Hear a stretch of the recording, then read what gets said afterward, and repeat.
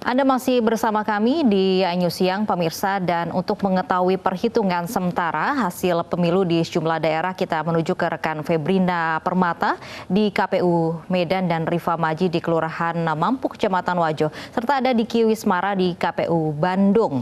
Dan pertama kita akan ke Febrina terlebih dahulu. Febrina, bagaimana rekapitulasi yang sudah dilaksanakan di sana, Febrina?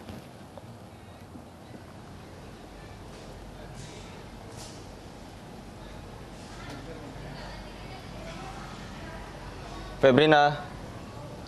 Ya pemirsa, pemilu serentak 2019 di seluruh Indonesia sudah kita laksanakan pada Rabu 17 April kemarin.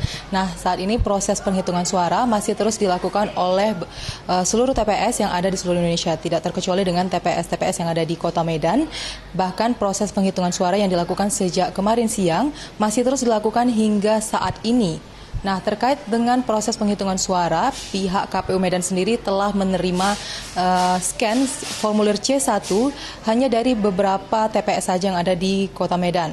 Dari 6.399 TPS yang ada di Kota Medan, baru 11 TPS dari satu kecamatan yang sudah menyerahkan scan formulir C1 sendiri, yakni dari Kecamatan Medan Maimun, yaitu Kelurahan Kampung Baru dan juga Kelurahan Saimati. Nah, pemirsa, terkait dengan pelaksanaan pemilu yang dilakukan pada kemarin tentang adanya keterlambatan surat suara yang menyebabkan beberapa TPS dan beberapa daftar pemilih tetap merasa tidak nyaman dengan keterlambatan surat suara itu. Saat ini saya sudah berada di kantor KPU Medan dan saya sudah bersama dengan salah satu komisioner KPU Medan, yaitu Pak Rinaldi.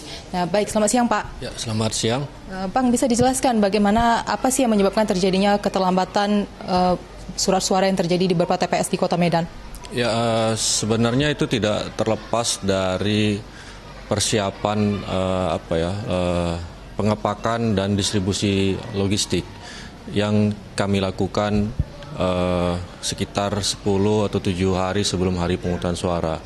Ketika itu TPS kami adalah TPS yang terbesar, ya, 6.399 TPS, dan hanya ada waktu sekitar 10 hari untuk melakukan pengepakan. Jadi ketika melakukan itu kita sangat mepet waktunya. Jadi kemungkinan terjadi tertukar surat suara atau ada surat suara yang tidak masuk dalam kotak sangat mungkin terjadi karena mengejar waktu itu.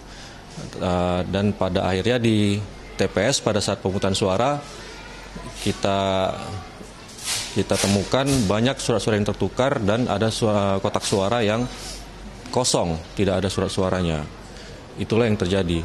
Nah, itu tidak hanya di KPU Medan sendiri, Bang, bahkan ya?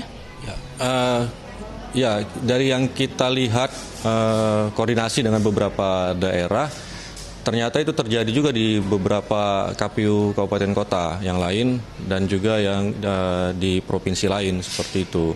Ternyata persoalannya sama gitu, ada di beberapa TPS dan di beberapa kecamatan. Nah, ini Bang, dari pihak Bawaslu dan juga dari KPU Pusat sendiri, apakah sudah memprediksi hal ini akan terjadi?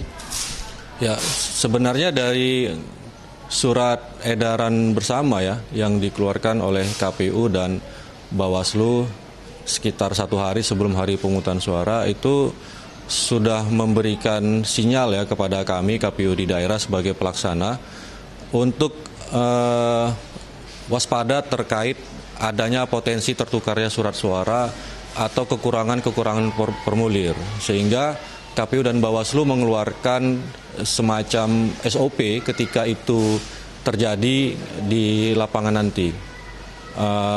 Salah satu SOP yang diberikan dalam SE bersama itu adalah ketika surat suara itu tertukar, maka kami diperintahkan untuk segera men-switch atau menukar surat suara tersebut. Dan jika ada kekurangan surat suara misalnya kan, itu kami diberi peluang untuk men-switch surat suara dari TPS yang terdekat seperti itu. Baik, terima kasih Bang Rinaldi. Ya baik pemirsa, kita kembali ke studio. Ya baik, terima kasih Febrina Permata langsung melaporkan dari KPU Kota Medan. Berikutnya kita akan menuju langsung dari Makassar. Sudah ada rekan Rifa Majid. Seperti apa Rifa?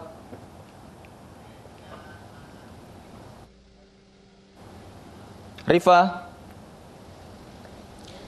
Baik, pemirsa, sejak pukul 3 dini hari tadi hingga pukul 12.30 waktu Indonesia Tengah tadi, proses pengumpulan kotak suara dari 8 kelurahan yang ada di Kecamatan Wajo terus berangsur-angsur dilakukan, dan hingga siang ini juga pihak kepolisian dan juga TNI sendiri masih terus berjaga-jaga untuk mengantisipasi adanya hal-hal yang tidak diinginkan dan untuk mengamankan proses pengumpulan kotak suara dari 8 kelurahan yang ada di Kecamatan Wajo ini. Mengingat ini merupakan salah satu kecamatan di Kota Makassar yang memang jumlah kelurahannya lebih banyak dibanding kelurahan atau kecamatan lain di Kota Makassar. Dan untuk mengetahui seperti apa proses pengumpulan kotak suara yang dilakukan dan disatukan di kantor PKK Kelurahan Mampu Kecamatan Wajo ini, saya akan mengajak Anda untuk berbincang-bincang dengan Bapak Muhammad Yunus selaku Ketua PPK dari Kecamatan Wajo. Selamat siang Bapak Muhammad Yunus.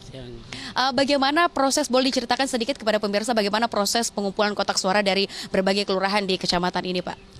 Proses dari pengumpulan itu dari tempat pemungutan suara, kemudian diarahkan ke PPS kelurahan. Dari PPS kelurahan itu kita angkut ke PPK kecamatan. Oke. Dari berapa jumlah TPS secara keseluruhan di kecamatan ini, Pak? Jumlah TPS di Kecamatan Wajo itu 94 TPS.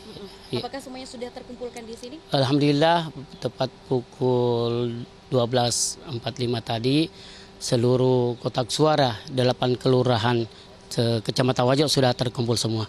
Oke, baik. Kemudian kapan rencana akan melakukan rekapitulasi?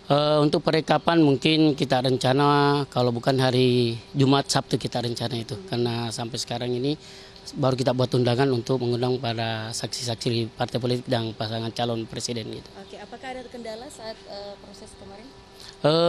Kendala pasti ada, tapi alhamdulillah kita bisa tangani dengan baik. Iya. Oke, baik, terima kasih Pak Yunus untuk waktunya. Dan memang kami tadi sempat melakukan komunikasi di kantor KPU Sulawesi Selatan, dan memang kami mendapatkan informasi bahwa hingga saat ini proses pengumpulan scan C1 dari pemilihan suara di hari kemarin di tanggal 17 April itu, yang hari ini datanya telah diterima oleh KPU Sulsel baru sekitar 0,40% dari 24 kabupaten kota dengan total 20.000 lebih TPS yang ada di Sulawesi Selatan. Dan dari data tersebut juga kami dapatkan informasi bahwa untuk kota atau kabupaten daerah yang paling cepat menyelesaikan ataupun mengirim scan C1 dari hasil pemilihan suara kemarin adalah Kota Palopo. Dan hingga saat ini memang untuk di Kota Makassar sendiri dari 3.000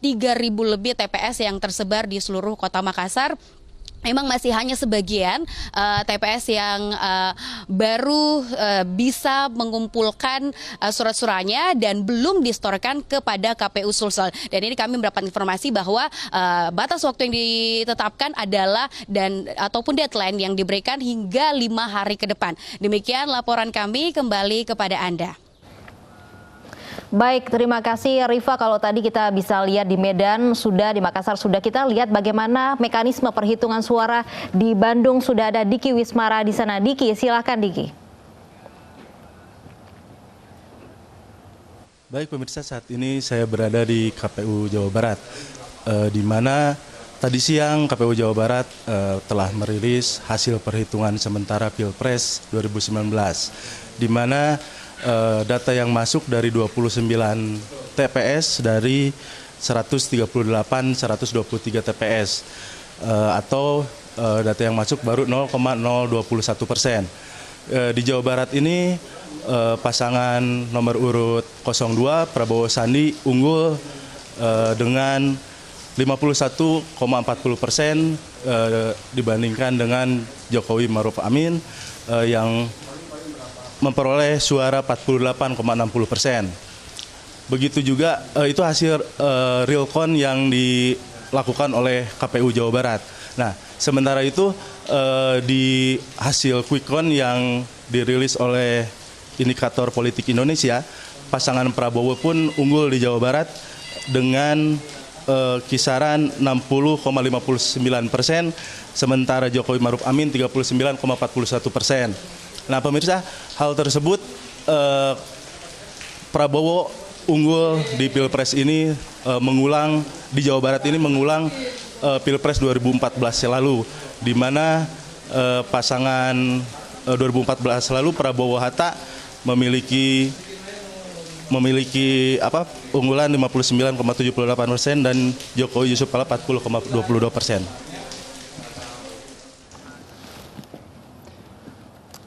Baik, terima kasih Diki Wismara melaporkan langsung dari KPU Kota Bandung. Sebelumnya ada Rifa Majid dari Makassar dan juga ada Febrina Permata dari Medan. Terima kasih rekan-rekan.